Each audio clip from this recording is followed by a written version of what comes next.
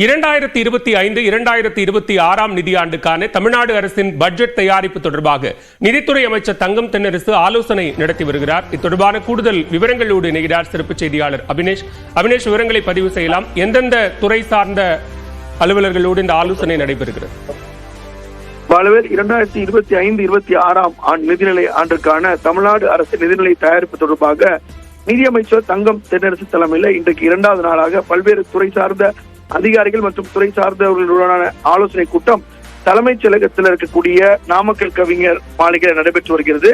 நேற்று தினம் உள்ளாட்சி அமைப்புகள், நகர்ப்புற உள்ளாட்சி அமைப்புகள், பள்ளிக்கல்வித்துறை, உயர்கல்வித்துறை, மருத்துவத்துறை ஆகிய துறைகளை சேர்ந்தவர்களுடன் நடைபெற்ற ஆலோசனை நடைபெற்ற நிலையில இன்று சமூக நலத்துறை, குழந்தைகள் பாதுகாப்பு, ஆதி திராவிடர், பழங்குடியினர், சிறுபான்மையினர், பிற்படுத்தப்பட்டோர், மிகவும் பிற்படுத்தப்பட்டோர், இந்து சமய அறநிலையத்துறை, சுற்றுச்சூழல், மாற்றுத்திறனாளிகள் நலத்துறை ஆகிய துறைகளை சேர்ந்த அமைச்சர்கள் மற்றும் அதிகாரிகள் இந்த ஆலோசனை கூட்டத்தில் கலந்து கொண்டிருக்கிறாங்க. மேலும் விடுதலை சிறுத்தைகள் கட்சியினுடைய சட்டமன்ற குழு தலைவர் சிந்தனை செல்வன், தமிழ்நாடு மாநில சிறுபான்மையினர் ஆணைய தலைவர் அருண், வன்னியர் சங்கங்களின் நிர்வாகிகள், 3ஆம் பாலினத்தினர் அமைப்பினர் உள்ளிட்டோர் இந்த கூட்டத்தில் கலந்து கொண்டு தங்களது கருத்துக்களை தெரிவிக்க இருக்கிறாங்க.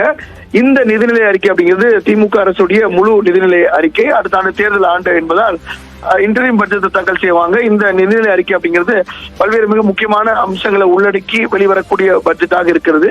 எனவே நேற்று, இன்று மற்றும் நாளையும் இது போன்ற பட்ஜெட் கருத்து கேட்பு கூட்டம் என்பது நடைபெற இருக்கிறது. அதில் பல்வேறு மிக முக்கியமான முடிவுகள் எடுக்கப்பட்டு அது வரக்கூடிய மார்ச் 14ஆம் தேதி தமிழ்நாடு அரசுடைய நிதிநிலை அறிக்கை தாக்கல் செய்யப்படுகிறது. அந்த வகையில் இன்றைக்கு 2வது நாளாக இந்த ஆலோசனை கூட்டம் தொடங்கி நடைபெற்று வருகிறது. பாலவே, விவரங்களுக்கு நன்றி அபினேஷ்.